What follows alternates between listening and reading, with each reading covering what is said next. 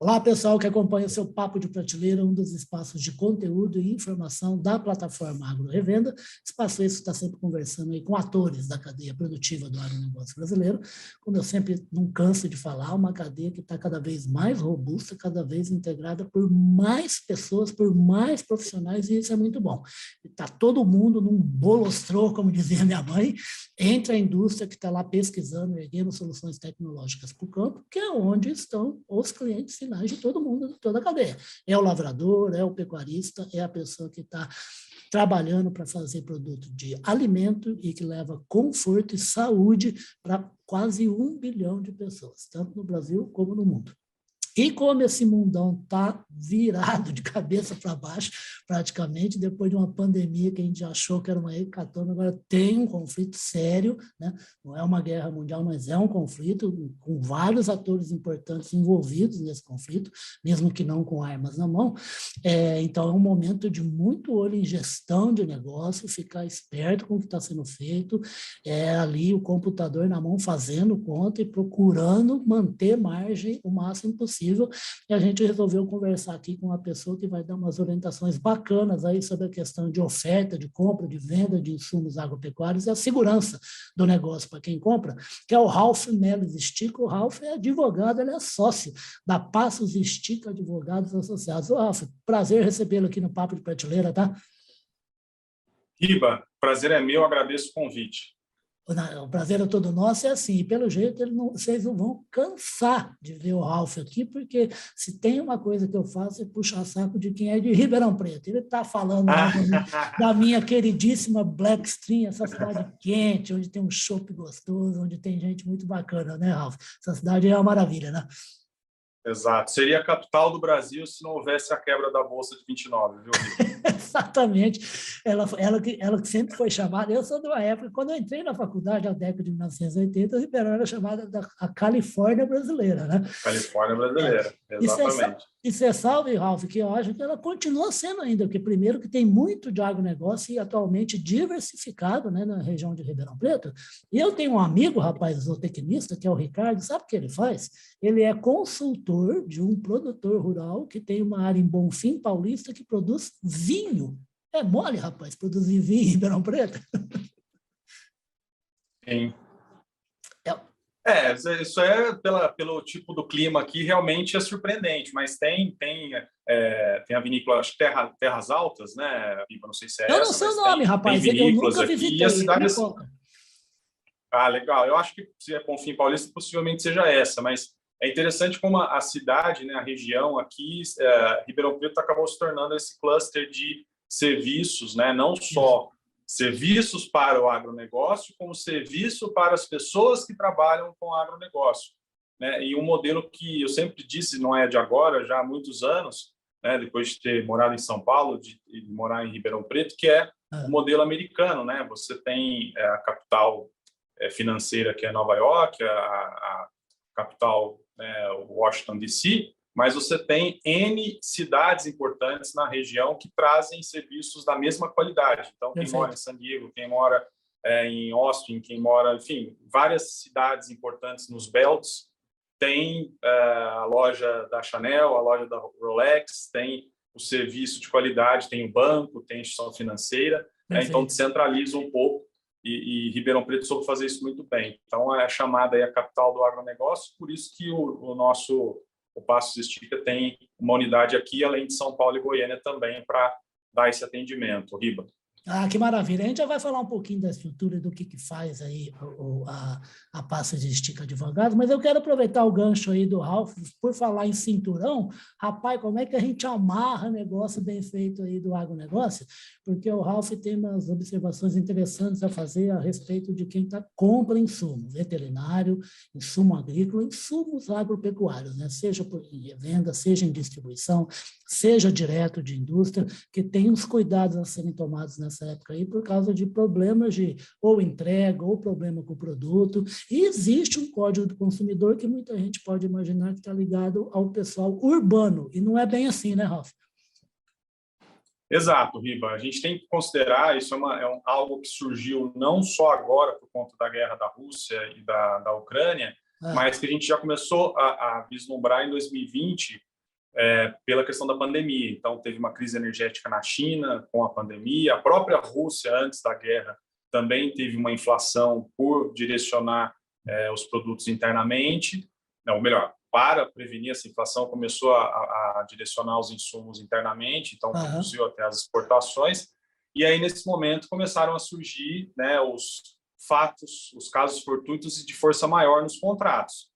Agora, é uma questão crônica que precisa ser analisada por duas razões. Então, assim, nós temos casos em que há digamos, não má fé, mas há um arbitramento por parte de quem vende, seja a indústria, o importador ou até a revenda, no sentido de que, bom, está escasso, então eu vou aumentar preço, vou escolher para quem eu entrego e vou tentar renegociar. Esse tipo de conduta, a gente já vislumbrou o ano passado com o glifosato, por exemplo, precisa ser tolhida com um apoio jurídico mesmo, porque isso não pode. Se você tem um contrato de entrega, você antecipou e alguém vai te entregar alguma coisa, ela não pode mudar isso no meio do contrato e não poderia, nesse caso, alegar caso fortuito ou força maior, porque tem o produto, né? E o prejuízo, nesse caso, para quem fixou o produto de uma forma equivocada, é de quem faz a venda. Mas o que a gente tem visto, Riba, que é importante destacar, é que, em verdade, as revendas e os importadores não têm o produto e eles estão tendo que abrir discussões judiciais com os exportadores lá fora. Então, você imagina uma empresa brasileira, mesmo que multinacional, tendo que abrir uma arbitragem na China, em mandarim, ou na Rússia, em guerra, com todas as barreiras da língua, com diferentes tipos de aplicação jurídica, né? Uma coisa é você ter uma relação jurídica com a Inglaterra, com os Estados Unidos, né, Common Law, ou até com a Alemanha, né, que é como mais parecido com o Brasil, e cumpre os contratos. Esses países não têm esse mesmo histórico. Então, tem que se considerar que é um problema crônico, e, por ser um problema crônico, pode ser que esses vendedores esgrimam, né, eles arguam nos contratos a força maior. Então, o produtor tem que ficar ligado que, se isso tiver risco de acontecer, é melhor uma saída negocial, né? Até porque os produtores estão tendo que fazer isso com os seus clientes também, porque tem um monte de CPR na praça, tem um monte de coisa para entregar e não estão conseguindo. E só para concluir, para não me alongar, a questão do Código de Defesa do Consumidor, que vem sendo bastante aventada, porque você tem toda a razão, né? O consumidor não é só a pessoa física e não é só a pessoa física urbana. Pode ser pessoa jurídica pela própria lei, 8.078, que legal. E pode ser do agro. A grande questão é saber que os tribunais, pelo menos no histórico, né, na jurisprudência, não dá para afirmar como vai ser agora com essa nova onda, mas os tribunais têm entendido que, como o produtor utiliza o insumo para seguir na sua própria cadeia, em teoria, ele não seria um consumidor final para esse fim. Então, se ele comprou lá um computador, comprou algum tipo de outro bem, né, que ele utilize como consumidor final, ali não tem dúvida, né? Comprei um HP lá, deu problema, você vai atrás, um Bel, enfim, você resolve. Agora, o insumo especificamente, como ele aplica para depois revender, pode ser que ele não tenha essa previsão. Então, é importante tentar uma saída extrajudicial, notifica o vendedor, se houve pagamento antecipado, renegocia, se houve um aumento de preço indevido, pode vir até acionar em juízo com perdas e danos, só lembrando que, né, sempre quem aciona em juízo tem o ônus aí das custas, né, dos honorários dos advogados e a sucumbência no final. Isso tem que estar na conta também do produtor. Riba. Perfeito. Ralf, agora, em relação ao Código do Consumidor, a gente vai estar falando em negócios feitos dentro do Brasil, né? Sim, perfeitamente. A aplicação, ela se resume aqui ao Brasil, né? Há também decisões em relação a produtos comprados fora, porém que tenham algum representante tipo de equivalente no Brasil. Exatamente. Mas a gente tem que lembrar, isso é boa pergunta, que a gente tem que lembrar, Riba, que o Código de Defesa do Consumidor ele é mais utilizado quando a gente fala de vício, defeito no produto. Então, assim, claro que a entrega, o atraso também pode ser esgrimido como uma deficiência, mas aí você não tem como judicialmente obrigar, né, que aquele vendedor te entregue aquele produto, uma obrigação de fazer. né? Ele pode te dar o dinheiro equivalente, enfim, tem outras questões. Então, normalmente se utiliza o código, né, e o produtor pode, nesse caso específico, em vício do produto. Então, comprou algum tipo de agrodefensivo, teve algum problema na aplicação, teve alguma, né, inclusive, alguma contaminação, que isso aí é vício do serviço, né, que também pode ser agregado. Então, isso sim é mais comum a gente ver em tribunais com o Código de Defesa do Consumidor, que é uma falha no produto ou no serviço. A questão da entrega vai depender muito se tem contrato, se não tem contrato, se é um pedido, se é à vista, né? Aí eu fui lá na revenda que me atende, ele não tem para me entregar, o que eu posso fazer? Eu posso acioná-lo? Infelizmente, não, porque é um problema crônico de oferta que todo mundo está tendo. Perfeito. Até um exemplo, quando você estava respondendo a primeira pergunta, você falou de Rússia e tal, e eu cheguei a ver algumas informações de gente que ficou preocupada, fez o contato com o fornecedor, e o fornecedor tinha o produto tudo direitinho, mas não estava conseguindo fazer o transporte para o Brasil. Rapaz, olha que encrenca. Ele tinha para entregar o negócio que ele firmou, mas não estava conseguindo embarcar um navio para ir para o mar para chegar ao Brasil. Sim, realmente teve inclusive vários navios que não conseguiram atracar por questões de logística, né? Porque tem um dos principais portos, inclusive da Ucrânia, está sendo invadido pela Rússia. Então varrido do mapa, literalmente. É um caso de bastante seriedade a ser colocado. E até nessa mesma linha, o ano passado, em retrasado, a gente teve problema com container. Tinha verdade, teve falta, entrega, né? Teve falta. Então, assim, quando o advogado fala, né, que tem que ser analisado caso a caso, parece que está sendo superficial. Mas nesse ponto específico tem que ser, porque precisa vislumbrar também.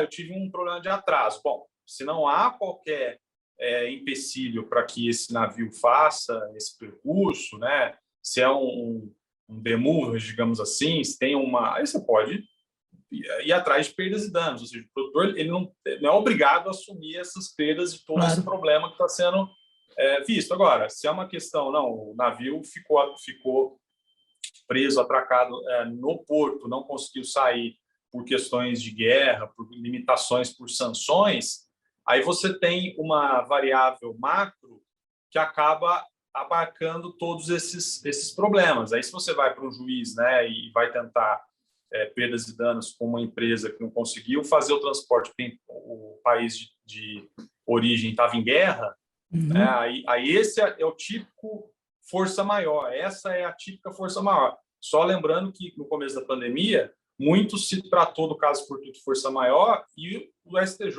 os tribunais brasileiros, afastaram isso. No sentido, não, uma coisa é uma coisa, outra coisa é outra coisa.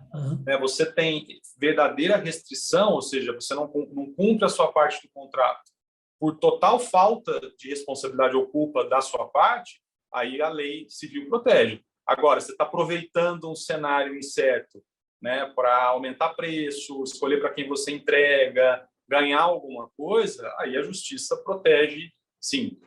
Ué, que maravilha. Você sabe, Ralf, que assim, a história da distribuição, né, o Papo de Prateleira conversa sobre vários assuntos do agronegócio, mas a gente tem um pé muito forte na revenda, no trabalho da distribuição de insumos agropecuários, né? E é uma história muito bacana no agro brasileiro, porque os distribuidores, as revendas, elas fizeram quase um pacto com o produtor há 40, 50 anos, né? E até deram origem a negociações que não existiam como o barter, né? Que é a antecipação de insumo para o camarada poder fazer o plantio, e na hora que ele faz a colheita, ele vai se acertar com a revenda, com a distribuição, e começou entregando grão até, né? E hoje ainda tem muita gente que recebe grão, porque eu uso grão também, né? O grupo, né? Porque hoje tem grupos, e a movimentação da distribuição é uma coisa de louco, tem fundo estrangeiro, a consolidação não acaba, são grupos que ficando cada vez mais poderosos e tudo mais, né? E o relacionamento se sofisticou também por causa de negócios que você citou, como CPR, como a utilização de coisas feitas até agora digitalmente, né? Então, o olhar para essa negociação tem que ser cada vez mais acurado por parte do produtor, o dono da revenda, o dono da distribuição, o dono da agropecuária, né? Não, perfeito. Até eu participei de um evento recente, né, de uma associação de revendas, Aham. E foi bem interessante porque foi discutida uma questão que é até uma iniciativa muito legal sobre os livros didáticos, né, de como o agronegócio é ensinado até hoje. E eu tenho 41 anos, mas eu me lembrei vendo algumas fotos, né, de quando vai, né, eu aprendi na escola lá em Mococa que quando você vai ter o boi no pasto, você tem que queimar primeiro o pasto. Ou seja, então, hoje, quem vê o agronegócio dessa forma que você bem colocou, Riba, que é a verdade sobre o agro, né, de preservação de 20% ou mais das áreas, né, por lei, com Código Florestal, Exatamente. de alta mecanização, alto investimento, tecnologia, financiamento cada vez mais abundante e privado, desonerando o governo de fazer esse tipo de financiamento. Né? Exatamente. Então, cada vez mais o Estado, no agronegócio, ele precisa fazer o básico, que é infraestrutura, né? E desburocratização. Perfeito. Ele faz um pouco de assistência em alguns estados, assistência técnica, né?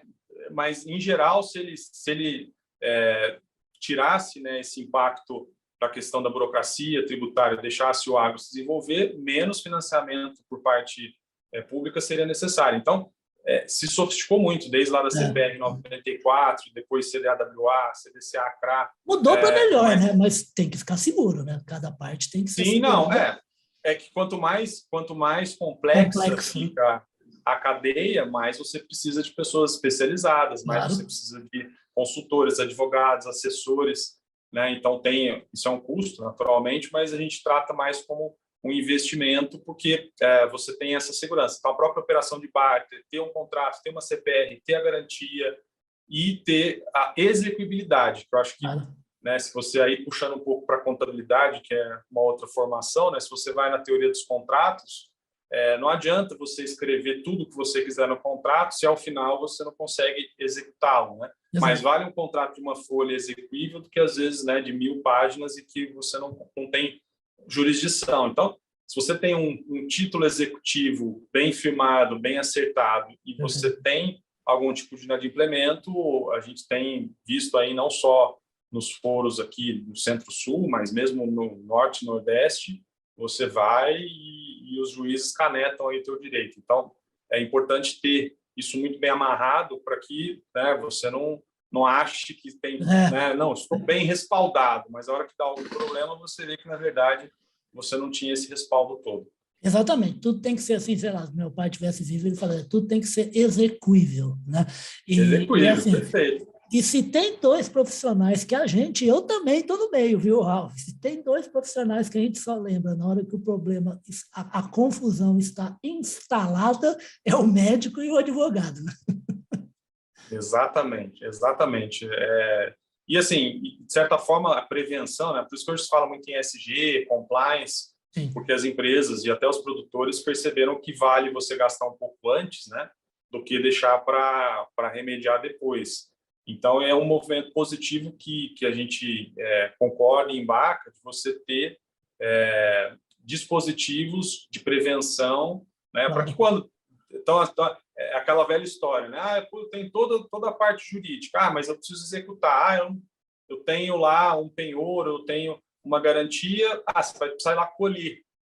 Mas não dá, eu não posso. Bom, se você pegou um penhor, né, de um produto, você precisaria ter, no mínimo, um plano B de como você vai colher, para onde você vai levar. Então, eu tenho garantia de cana-de-açúcar da usina A. Se a usina A me der aí um inadimplemento, eu vou lá, colho a cana. Aí eu lhe pergunto, bom, mas tem outra usina que não seja do mesmo grupo que possa processar aquilo num raio de pelo menos 50, 80 quilômetros? Não tem. Então, você não tem garantia, né? Porque cana você sabe bem que você conhece, né, Riba? Cana é faixa de Gaza, tem que ser naquela região. Você não consegue carregar a cana para outro lugar. Não, você até carrega, só que você vai tirar do bolso, né?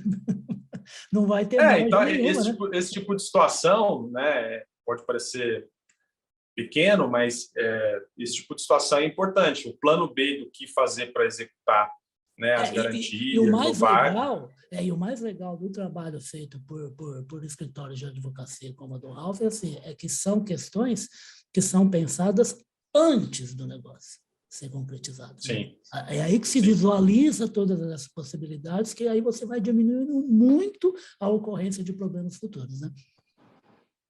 E tem que ser antes mesmo, Rio, que a gente vê aí com a experiência de 20 anos trabalhando com agro, é que se você tem, às vezes, as empresas, as revendas, os bancos, os fundos, né, você tem a parte de quem dá o crédito, que tem incentivos para, né, não dar de qualquer jeito, mas assim, para dar o máximo possível de crédito, né, Disponibilizar, bônus né? e tal.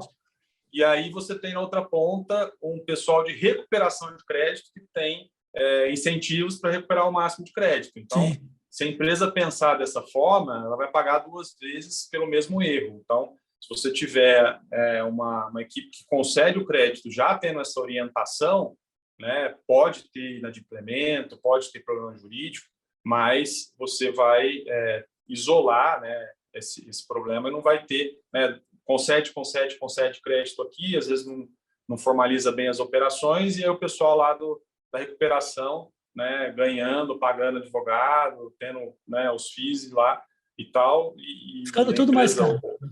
ficando tudo mais caro, exatamente. Ô, gente, a gente está meio chegando quase ao fim aqui do Papo de Prateleira, mas como eu já falei para vocês no começo, né, como é de Ribeirão Preto, eu puxo o saco mesmo, vou chamar muitas vezes para falar, e também, Ralf, porque assim, cada vez mais a gente tem no Papo de Prateleira profissionais que normalmente a gente não conversava muito sobre agronegócio e hoje fazem parte visceralmente do mundo do agronegócio, né?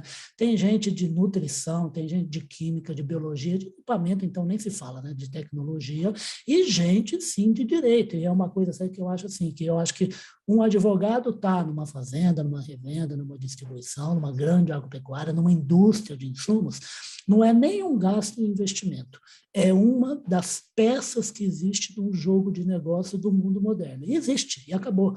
Quem não faz isso não está fazendo gestão. O Ralf acabou entregando o ouro aí, que eu ia fazer uma pergunta aqui para ela, que todo mundo que está olhando para o Ralf está vendo esse escritório bonito, achou que ele nasceu em Nova York, vive em Manhattan, tal, tudo mais, mas não, o Ralf está mexendo com água há muito tempo, vem de família do agro, vem de gente de café. Como é que é essa história? Conta rapidinho para a gente o que o Ralf tem tudo a ver com o agronegócio. Não, verdade, legal. Assim, desde muito cedo, né, a família do sul de Minas, São Sebastião do Paraíso, tios, primos, plantando café, né, e eu sou de Mococa, que também tem tradição no café, né, na crise de 29 seria, se Ribeirão Preto fosse a capital, Mococa seria a subcapital, porque A gente tinha... tinha bastante café, ainda tem. E até os centros, né, os centros históricos dessas cidades, Campinas, Bauru, eles Exatamente. mostram a herança forte do café aqui Foram em Ribeirão erguidos Preto, com dinheiro da cafeicultura. o dinheiro da cafeicultura, e até a USP em Ribeirão Preto, né, que é o maior campus Aquela de fazenda extensão, maravilhosa. Né? é uma fazenda muito muito bonita, né, tive o prazer de estudar lá então assim, aí logo no começo, Riba, veio essa na verdade assim, essa visão de que eu me lembro quando eu comecei na PwC em consultoria, sempre tinha aquela divisão entre urbano e rural. Sim, sempre foi muito Né? forte. Né? E assim, volto a dizer o que eu falei no começo em relação ao modelo americano. É uma grande bobagem, porque um bom advogado com bastante gel na cabeça, né, com óculos e com sapato de marca, ele precisa, né? O agronegócio faz parte também, não existe essa divisão. E se você souber essas duas linguagens, né?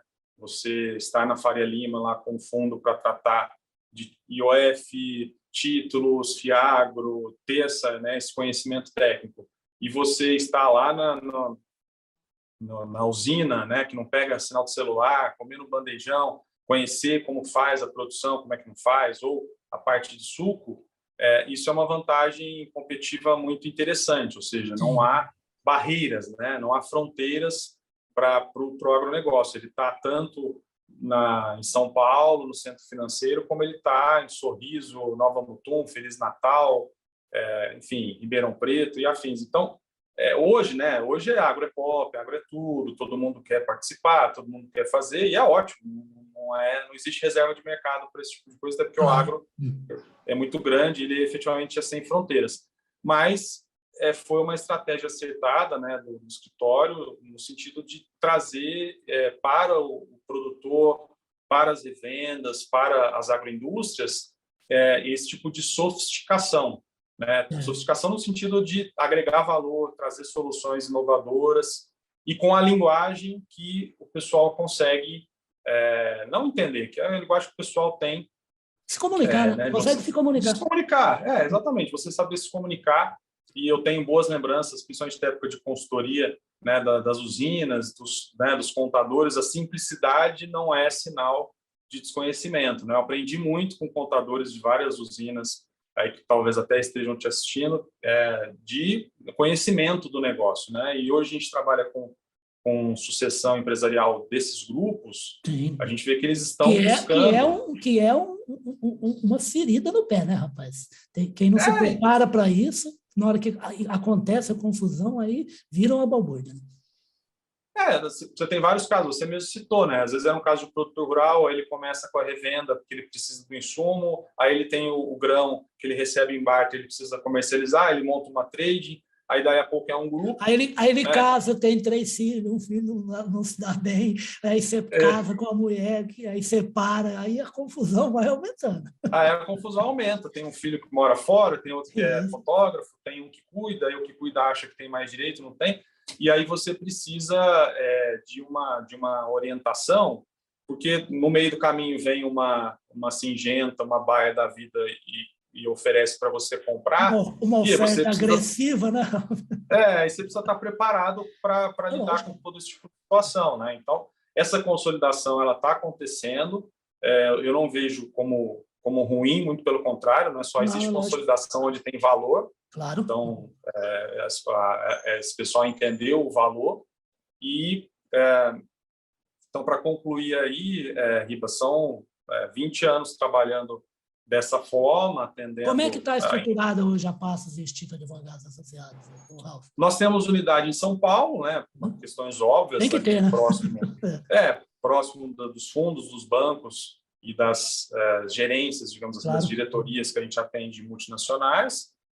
Em Goiânia, que seria a porta de entrada... Coração do Brasil, né? Esse mundo novo, né? Que é o Centro-Oeste, que agora também, antigamente... não se falava, agora todo mundo fala, né? Conhece as cidades, né? Rio Verde, Lucas do Rio Verde, enfim, conhece ali a região, e a gente tem escritório lá desde o começo. E Ribeirão Preto, inicialmente até pela proximidade com as usinas de açúcar e álcool, e até porque virou um hub mesmo, né? Como a gente começou falando, virou um hub de serviços, de atendimento, e aí para a gente faz sentido estar nesses 3 lugares, comunidades. A gente não tem filial, matriz, né? Normalmente escritório de advocacia, matriz é São Paulo, que é mais chique. Não, a gente não tem as 3 unidades. Não, eu estou meio desconfiado que a sua nova unidade vai ser lá em São Luís, lá em Belém do Pará, alguma coisa assim. Olha, a gente até já aventou. Eu pelas aulas da FGV Management, eu fui por 4 anos seguidos a Barreiras, né, para ministrar lá com o pessoal da ABAPA. Exatamente, da ABAPA. E você sabe que assim tem essa necessidade próxima também, e se tiver corpo, estaremos presentes, né? Você sabe que você está falando, está me lembrando o Paulo Herman. Paulo Herman dirigiu a John Deere do Brasil até janeiro agora, né? E ele falou para o Carlão, né, que é meu chefe, meu amigo, falou assim: Carlão, em termos de tecnologia e de negócios, se o agronegócio brasileiro fosse uma corrida de Fórmula 1, a gente está na volta de aquecimento. A corrida nem começou. Nem começou. Não, exato. E eu acho que isso tem muito para crescer, tem muito para investir, e a própria necessidade de profissionalização, não que não fosse profissional. Não dá para escapar, né? Não dá para escapar, porque agora cada centavo importa, né? A contabilidade só existe porque os recursos são escassos, né? Se você tem dinheiro abundante, não vai ficar preocupado com contar, põe aí, gasta, compra o trator que foi e tal. Mas com os recursos escassos, né, não só no Brasil como no mundo inteiro, está todo mundo agora buscando pelo melhor, né? E aí isso, para quem investiu, quem se preparou, quem se especializou, isso é muito positivo, né? Porque aí você consegue mostrar que você agrega valor e mostrar o quanto que o teu custo ou investimento é menor do que aquilo que você pode agregar, né? E tem vários outros profissionais, claro, nessa mesma toada. Então, eu acho que é um movimento positivo, né? Que bom que a Globo agora também aderiu, outras também aderiram, né?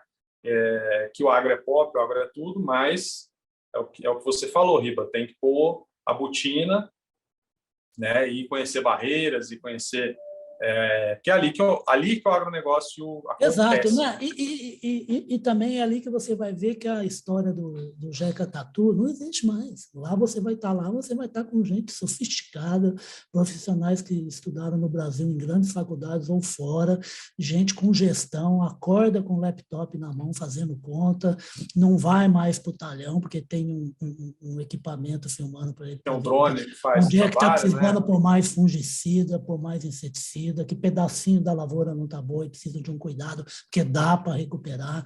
Então, isso é muito legal. Você estava falando agora, eu me lembro da história do camarada, né? Esse negócio de profissionalização, que é uma piada no mundo do cara, né? Que assim, que o fazendeiro chegou para o outro e falou assim: ô, compadre, você fica gastando dinheiro com esses negócios aí de banca de advogado, bioinsumo, semente tratada. Para que você gasta dinheiro com isso? Aí que ele olhou assim para mim e falou assim: compadre, porque quando a coisa vai ruim, eu perco menos que você. E quando vai boa, eu ganho bem mais que você.